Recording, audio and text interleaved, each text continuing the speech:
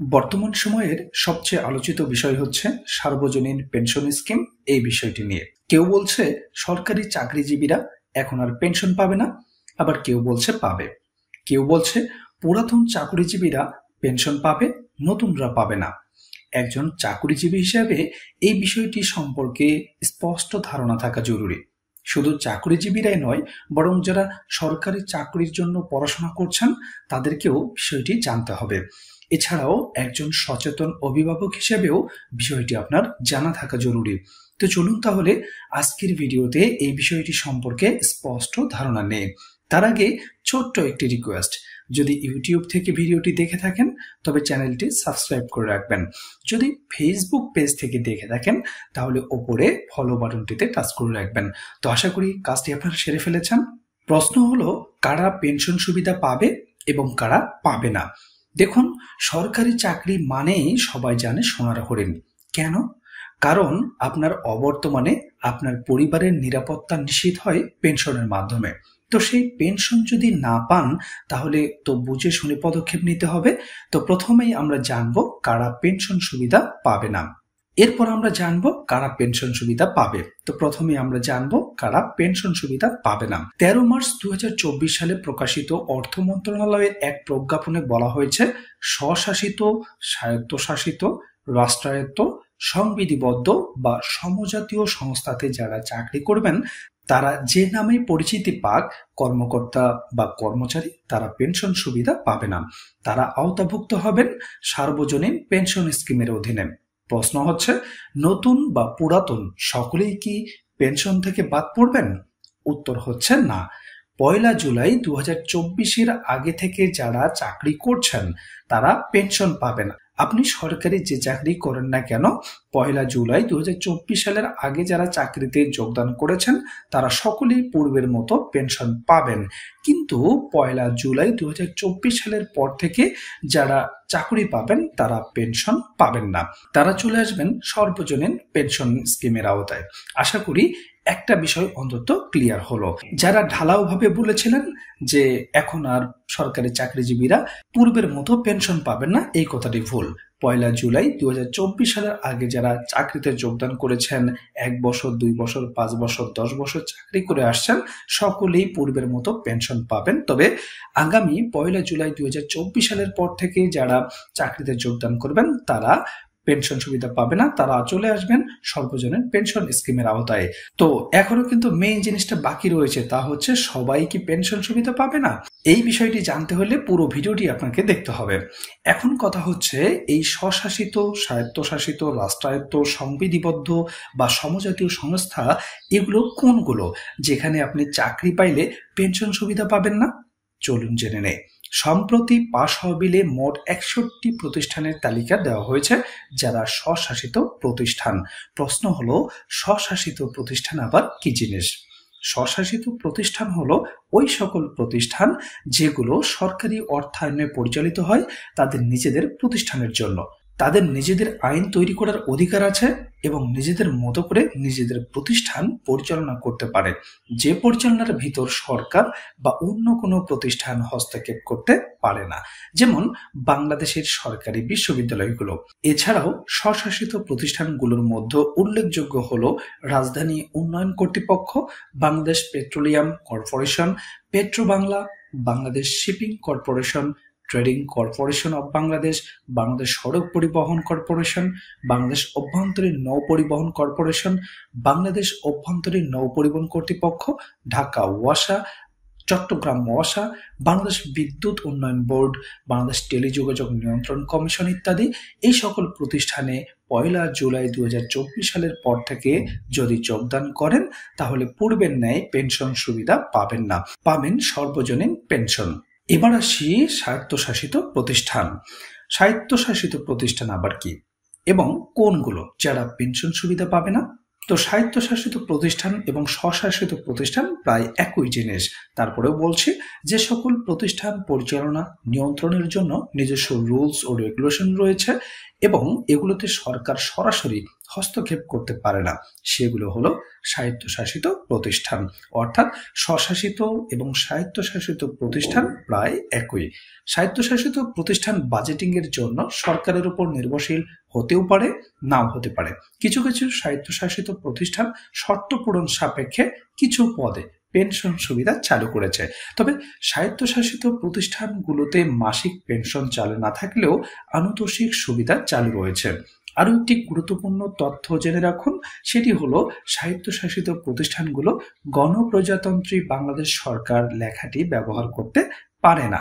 তাদের নিজস্ব লোগো রয়েছে এবং প্রতিটি স্বায়ত্তশাসিত প্রতিষ্ঠানে বোর্ড বা বডি গঠন করা হয়েছে। এই স্বায়ত্তশাসিত প্রতিষ্ঠানগুলো সবচেয়ে সহজভাবে চিনবেন যেভাবে, তা হলো যে প্রতিষ্ঠানগুলোর প্রধান কোনো চেয়ারম্যান, সেগুলো হচ্ছে স্বায়ত্তশাসিত প্রতিষ্ঠান। তো স্বায়ত্তশাসিত প্রতিষ্ঠান কোনগুলো, এরকম কিছু প্রতিষ্ঠান আমরা দেখে নেই। তা হচ্ছে বাংলাদেশ অর্থনৈতিক উন্নয়ন কর্তৃপক্ষ, সংক্ষেপে যাদেরকে বলা হয় বেজা, বাংলাদেশ রপ্তানি প্রক্রিয়াকরণ এলাকা কর্তৃপক্ষ, যাদেরকে সংক্ষেপে বলা হয় ব্যবজা, বাংলাদেশ বিনিয়োগ উন্নয়ন কর্তৃপক্ষ, যাদের সংক্ষেপে বলা হয় BIDA, পাবলিক প্রাইভেট পার্টনারশিপ কর্তৃপক্ষ, যাদেরকে বলা হয় PPTA, জাতীয় নিরাপত্তা গোয়েন্দা সংস্থা, যাদেরকে সংক্ষেপে বলা হয় NSI, NGO বিষয়ক ব্যুরো, যাদেরকে বলা হয় NGOAB, স্পেশাল সিকিউরিটি ফোর্স, যাদেরকে বলা হয় SSF, বাংলাদেশ কৃষি উন্নয়ন কর্তৃপক্ষ, যাদেরকে বলা হয় BADC, বাংলাদেশ পানি উন্নয়ন বোর্ড, বাংলাদেশ মৎস্য উন্নয়ন কর্পোরেশন, যাদেরকে বলা হয় BFDC, বাংলাদেশ পল্লী উন্নয়ন একাডেমি, যাদের সংক্ষেপে বলা হয় বার্ড, বাংলাদেশ পল্লী উন্নয়ন বোর্ড, যাদের সংক্ষেপে বলা হয় BRDB। এরকম রয়েছে বাংলাদেশ কৃষি গবেষণা ইনস্টিটিউট, বাংলাদেশ পাট গবেষণা ইনস্টিটিউট, বাংলাদেশ সুপার ক্রপ গবেষণা ইনস্টিটিউট সহ অসংখ্য প্রতিষ্ঠান।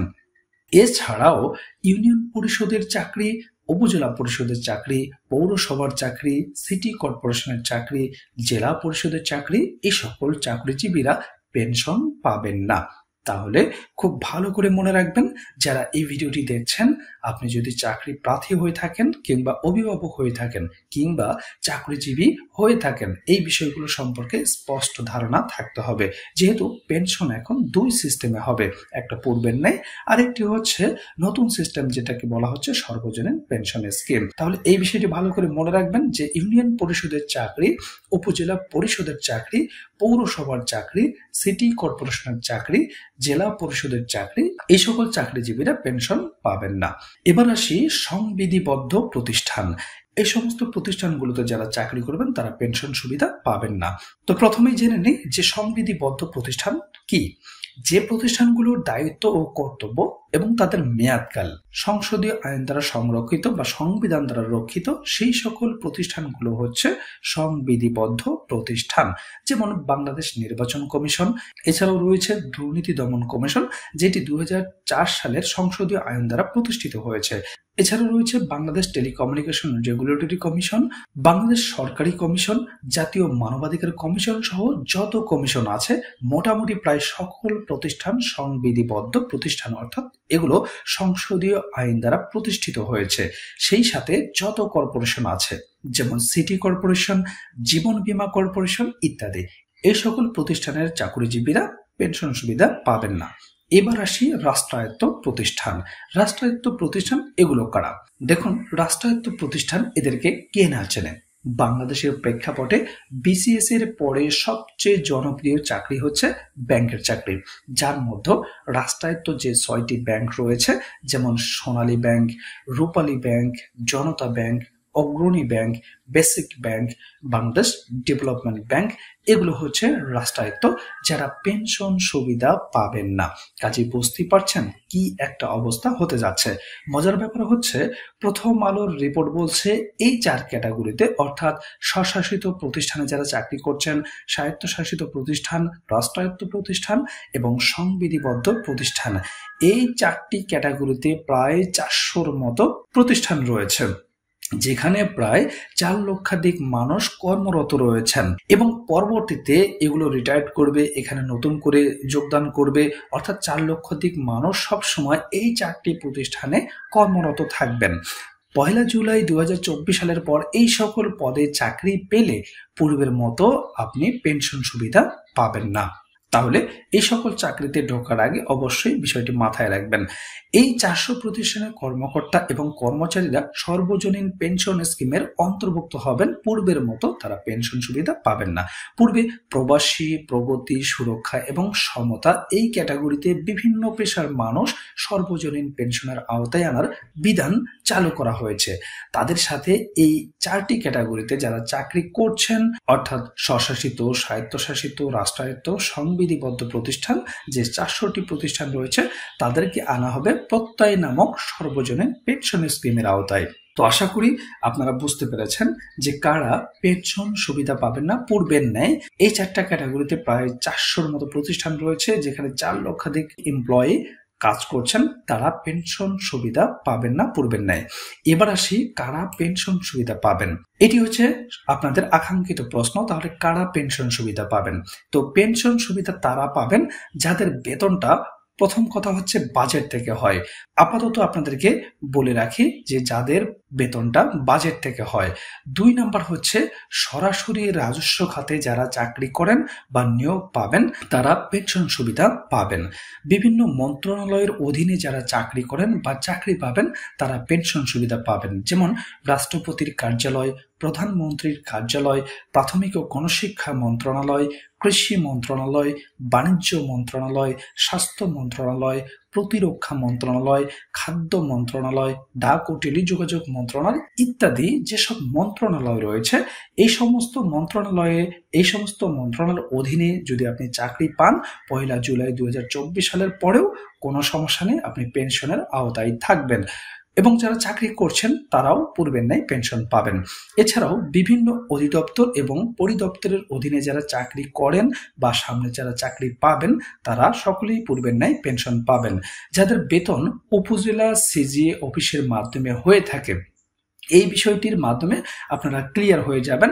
যারা এই ভিডিওটি দেখছেন, আপনার বেতন যদি উপজেলা সিজিএ অফিসের মাধ্যমে হয়ে থাকে তাহলে আপনি পূর্বের ন্যায় পেনশন পাবেন। যারা চাকরি করছেন তারাও পাবেন, যারা পরবর্তীতে চাকরিতে আসবেন তারাও পেনশন পাবেন। অর্থাৎ যারা সরাসরি রাজস্ব খাতে নিয়োগ পেয়ে চাকরি করছেন বা পরবর্তীতে চাকরি পাবেন তারা পূর্বে যেমন পেনশন পেয়েছেন এখনো পাবেন, এমনকি নতুন যারা রাজস্ব খাতে নিয়োগ পাবে তারাও পেনশন পাবে। এখন যে প্রশ্নটি আমরা ছেড়ে এসেছি তা হচ্ছে বাজেট থেকে যাদের বেতন হয়। হয়তো বলবেন এই 4 সেক্টরে যারা চাকরি করে তারাও তো বাজেট থেকেই বেতন পায়, তাহলে পার্থক্য কোথায়? হ্যাঁ, পার্থক্যটা হলো বাজেট থেকে বেতন পেলেও ব্যাংক, কমিশন এবং বিভিন্ন কর্পোরেশনগুলোর আয়ের বিভিন্ন খাত রয়েছে যেখান থেকে তারা মুনাফা অর্জন করে। যেমন ব্যাংকগুলো সুদের কারবারি করে বাড়তি উপার্জন করে, বিভিন্ন কর্পোরেশনগুলো যেমন সিটি কর্পোরেশন তারা জনগণের কাছ থেকে ট্যাক্স আদায়ের মাধ্যমে উপার্জন করে থাকে। পাবলিক বিশ্ববিদ্যালয়গুলো তাদের নিজস্ব জমি জমা থাকে কিংবা মার্কেট করা থাকে যেগুলো ভাড়া দিয়ে তারা অর্থ উপার্জন করে। এছাড়াও শিক্ষার্থীদের কাছ থেকে সেশন ফি সহ নানা পারপাসে টাকা আদায় করে অর্থ উপার্জন করে থাকে।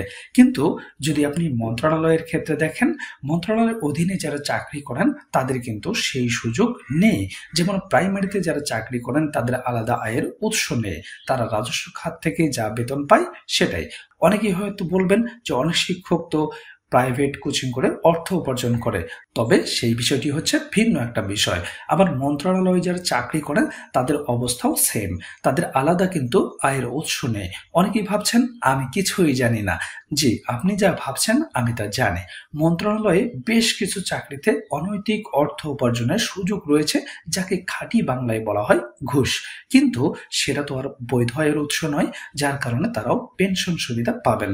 তো আশা করি পুরো ব্যাপারটি আপনারা পানির মতো পরিষ্কার হয়েছেন যে কারা পেনশন সুবিধা পাবেন আর কারা পেনশন সুবিধা পাবেন না। তো ভিডিওটি যদি আপনাদের ভালো লেগে থাকে অবশ্যই লাইক, কমেন্ট করবেন এবং ভিডিওটি আপনাদের টাইমলাইনে শেয়ার করে রাখবেন। বিভিন্ন মেসেঞ্জার গ্রুপেও ভিডিওটি আপনারা শেয়ার করতে পারেন। তাহলে এই পেনশন সংক্রান্ত যে জটিলতা, এই বিষয়টি নিয়ে সকলের মধ্যে যে একটা ধোঁয়াশা সেটি ক্লিয়ার হয়ে যাবে যে কারা পেনশন সুবিধা পাবেন আর কারা পেনশন সুবিধা পাবেন না। এরকম গুরুত্বপূর্ণ ভিডিও পেতে চাইলে আমাদের ফেসবুক পেজটি ফলো করে রাখবেন এবং ইউটিউব থেকে দেখলে চ্যানেলটি সাবস্ক্রাইব করে রাখবেন। ভালো থাকবেন, ধন্যবাদ সবাইকে।